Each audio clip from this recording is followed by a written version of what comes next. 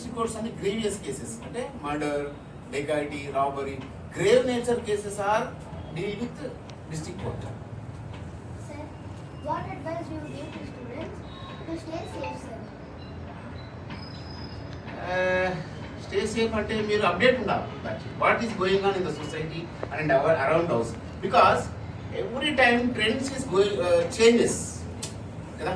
Last time ఏంది, అంతకుముందు ఏంది, ఇంట్లోకి వచ్చి అద్దాలు వల్ల కొట్టి కిటికీ వద్దక వచ్చేసి బండి ఏడిపోతే తాళం వేసుకున్నావు కదా, రేపు పొద్దున్న చూసుకుందామని కామన్ సెన్స్ యూస్ చేయాలి.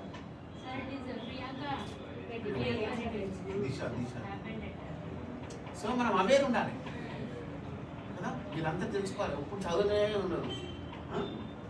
మీకు ఎక్స్ట్రా కరికులం ఏముందో వీళ్ళకి?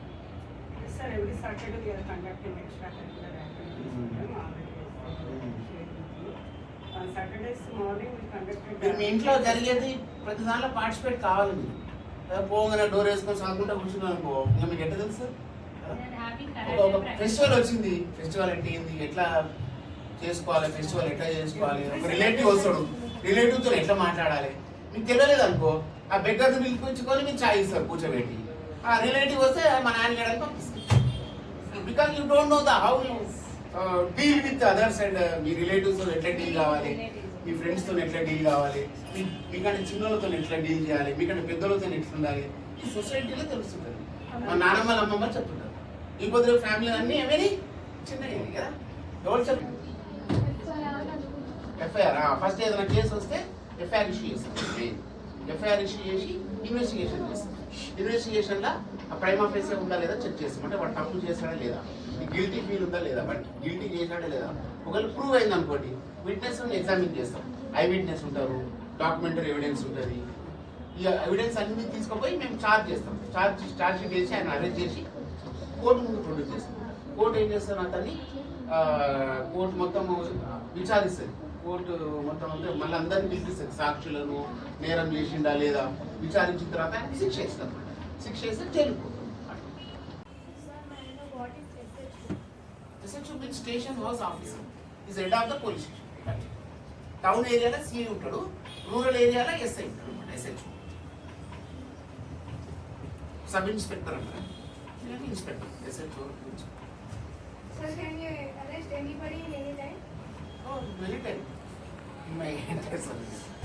Different అంటే మేము ఏంటంటే టాక్టీస్తో పట్టుకుంటాం. అందరు ఈజీగా రాసారు అరెస్ట్ చేయన్నారు కదా, వాడు పారిపోతాడు, ఎక్కడో పోతాడు, మీసాలు గడ్డలు తీసేస్తాడు. ఏదైతే మీరు చెప్పే బాధ అంతా రాసుకుంటారు.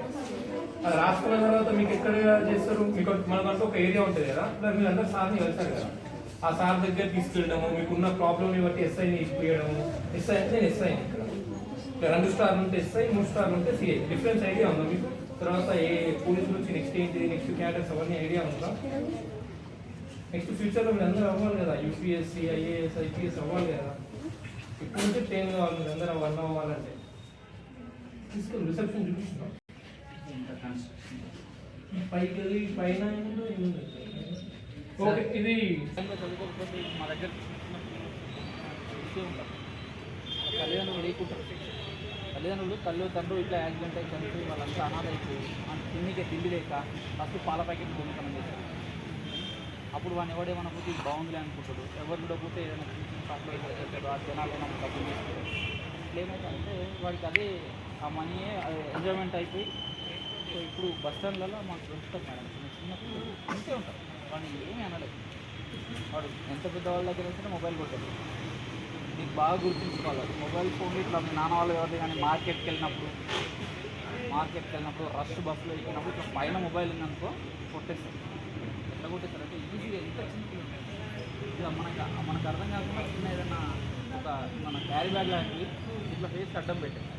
మనం ఇటు సైడ్ పోపెట్టి ఇది కనబడదు కదా, ఇటు తోసేస్తారు. ఇటు మళ్ళీ మనం తోసి ఇటు మళ్ళీ పక్కన తీసేస్తాం. ఈయన ఏం చేస్తాడు, ఇంకొక బాబు నీకు లైవ్లో ఫోన్ ఇట్లా తీసుకున్నట్టు కనిపించినా వాడు బట్టలు వదిలేసినప్పుడు అంతను ఫోన్ వాడు వేరే ఏం చేయాలో అర్థం కాదు. అవునా కదా, మనం పోలీస్ స్టేషన్కి వచ్చిన వెంబడి ఏం చేయాలో అర్థం కాదు కాబట్టి రిసెప్షన్ ఉంటుంది. రిసెప్షన్లో ఏంటి, కంప్లైంట్స్. అంటే మన ప్రాబ్లం ఏంటి అని చెప్పుకోవడానికి ఉండేది ఏంటంటే రిసెప్షన్. అక్కడ ఉన్న నీకు ప్రాబ్లం ఏది ఉంటే అది చెప్తారు. రాయడానికి వచ్చిన వాళ్ళు ఉంటే కంప్లైంట్ నీది నువ్వే రాయొచ్చు. ఇన్ కేసు నీకు రాయడానికి రాకపోతే ఏంటంటే కంప్లైంట్ రాయడానికి ఒక మేడం ఉంటారు అక్కడ.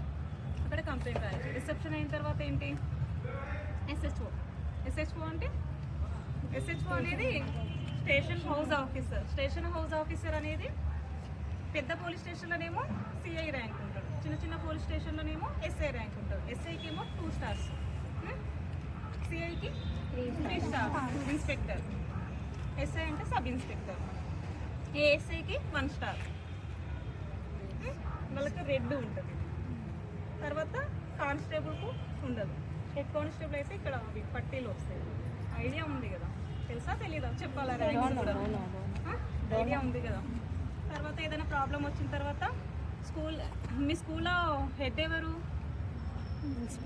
ప్రిన్సిపల్ కదా. స్కూల్లో హెడ్ ప్రిన్సిపల్ లానే పోలీస్ స్టేషన్లో కూడా హెడ్ ఉంటారు. వాళ్ళే ఎస్హెచ్ఓ అంటారు, అతనే ఇన్స్పెక్టర్. కాబట్టి మీకు ఏదైనా ప్రాబ్లం వస్తే ప్రిన్సిపల్కే చెప్తారు కదా. క్లాస్ టీచర్తో కానీ స్టూడెంట్స్తో కానీ ఎవరితో వచ్చినా ఎక్కడికి వెళ్తారు? ప్రిన్సిపల్ దగ్గరికి వెళ్తారు. అలాగే ఇక్కడ కూడా ఏంటంటే ప్రాబ్లం వస్తుంది. ప్రాబ్లం వచ్చిన తర్వాత కంప్లైంట్ ఇస్తారు. కంప్లైంట్ వచ్చిన తర్వాత ప్రతిదీ ఏంటంటే ఇన్స్పెక్టర్. మీరు ప్రిన్సిపల్ దగ్గరికి ఎలా అయితే వెళ్తారో అలానే ఇక్కడ